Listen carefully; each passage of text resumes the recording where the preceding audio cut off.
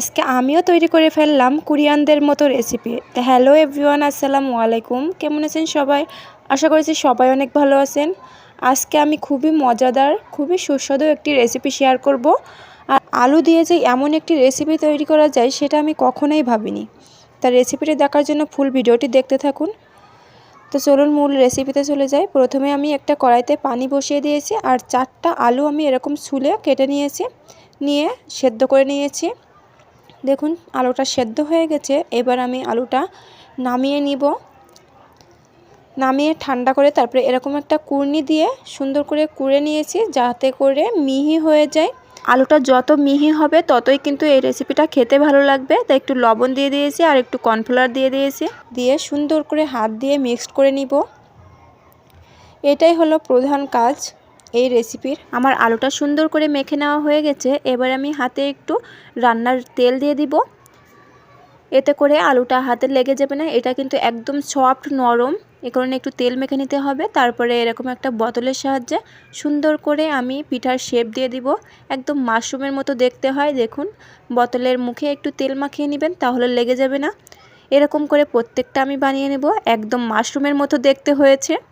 এত সুন্দর রেসিপি হবে আলু দিয়ে কখনোই ভাবিনি। আগে থেকে আমি চুলাইতে পানি বসিয়ে রেখেছিলাম। পানিটা ফুটে উঠলে তারপরে আমি একে একে মাশরুমের মতো দেখতে এই পিঠাগুলো দিয়ে দিব। এটা কোনো রকম নাড়াচাড়া করার দরকার নেই। এটা একটু পরেই দেখবেন, 1 থেকে 2 মিনিট পরেই দেখবেন একা একা উপরে ভেসে উঠছে। তখন ভাববেন এটা হয়ে গেছে।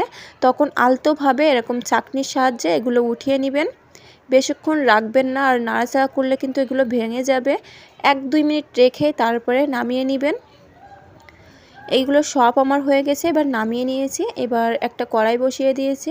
এর ভিতরে অল্প একটু তেল দিয়ে দিয়েছি আর 2টা শুকনো মরিচ ভেজে নিচ্ছি। এটা আমার ভাজা হয়ে গেছে, এটা আমি নামিয়ে নিব।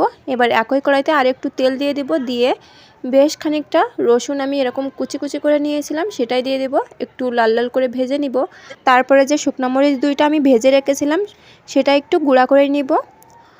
আর রসুনটা একটু লাল লাল হয়ে আসলে, ভাজা ভাজা হয়ে গেলে, তখন আমি এই শুকনো মরিচটা দিয়ে দিব। দিয়ে একটু দিয়ে দিব সয়া সস আর একটু দিয়ে দিব টমেটো সস। টমেটো সসটা আমার একদমই শেষ, প্রায় একটু ঝাঁকিয়ে ঝাঁকিয়ে যতটুকু হয়েছে ততটুকুই নিয়ে নিলাম। নিয়ে একটু নেড়ে চেড়ে তারপরে আমি 3 চামচের মতো মধু দিয়ে দিব। আপনারা চাইলে চিনিও দিতে পারেন। আমার বাসায় মধু আছে, এই কারণে মধুটা দিয়ে দিলাম।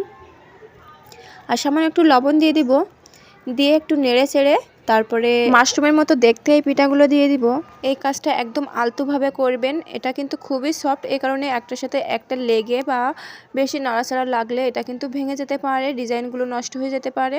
দেখতেই পাচ্ছেন আমি কিন্তু একদমই আলতোভাবে নেড়ে চেড়ে দিচ্ছি। জোরে কিন্তু নাড়াচাড়া করা যাবে না, নইলে কিন্তু ভেঙে যেতে পারে। কড়াইটা ধরে আমি একটু ঝাঁকিয়ে দিব, তাহলে পুরা মশলাগুলো পিঠার ভিতরে চলে যাবে।